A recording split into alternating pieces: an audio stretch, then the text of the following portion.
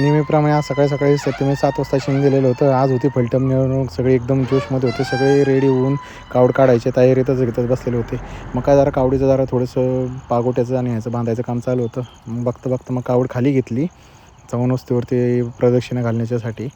मग तोपर्यंत हळूहळू कार्यकर्ते जमत होते. मग कार्यकर्ते येईपर्यंत म्हणलं जरासं व्हिडिओ वगैरे काढावं, सूर्य पण उगवत होता. मग हळूहळू मग प्रदक्षिणा चालू होती. इथं पण असली थंडी वाजत होती ना पाऊस झाल्याच्यामुळं फुल मग विषय टॉपमध्ये. इथं ना सकाळी सकाळी कार्यकर्त्यांनी नाश्ता केला. पोरं बघा किती गोळा झालेली होती. सकाळी 7 वाजले होते तरी.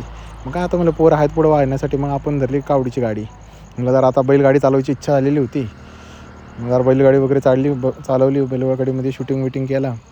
पुढं आल्याच्यानंतर शेड वगैरे लावल्याच्यानंतर वडगाव मिरवणूक चालू केली. इथं बघू शकता. इथं म्हणजे फुलं आपल्याला मानच हो. इथं एवढे आपल्याला नारळ आणि एवढ्या सगळ्या गोष्टी मिळत असतात ना कावडीला. लोक लय दान करतात. तो वडगावची लोक ना एक नंबर. तो बाहेर यायचा. मग आपण काय आता पाहायला नवीन पोर आहे तिथं म्हणल्याच्यानंतर आपण फक्त दूरच पकडून राहिलो. बघता आपण निंबळकर वाड्यावरती पोचलो. हे बघा हे निंबळकर राजांचा जुना वाडा. तर दरवर्षी आपली कावड सालाबादप्रमाणे येत असते. इथले पण लोक मनोभावे सेवा करत असतात.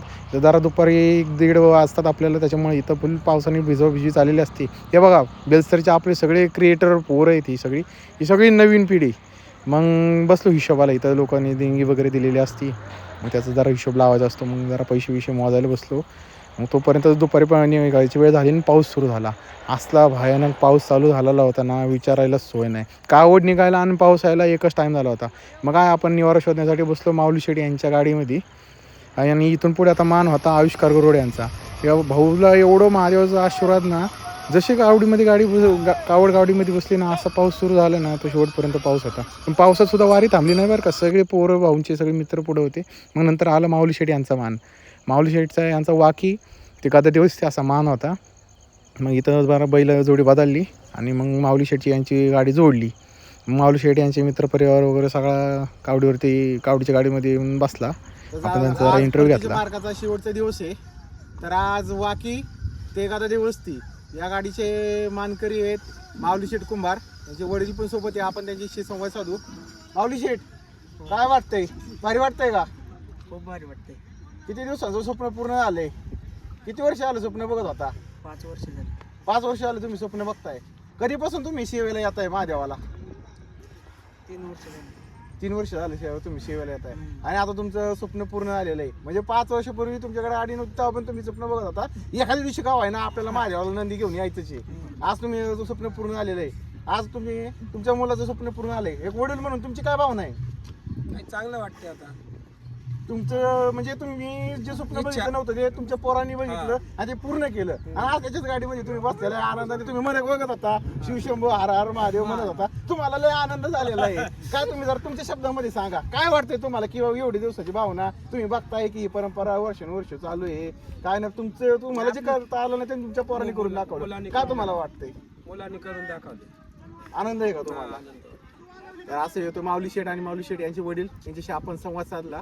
त्यांना खूप आनंद झालेला आहे. आता हे पाऊस वगैरे चालू आहे याचा काय तुम्हाला त्रास? काय त्रास लय होतोय. पण ते आम्ही सण करून कसं का होईना आमची देवाची वाट आम्ही चालतोय. आणि ह्या पोराची इच्छा लय होती आणि ह्या माणसाची माझ्या इच्छा लय आहे. त्यांनी त्याची पुण्य म्हणजे माऊली गुरु म्हणायचं. सोन्या भाऊ म्हणजे गुरु.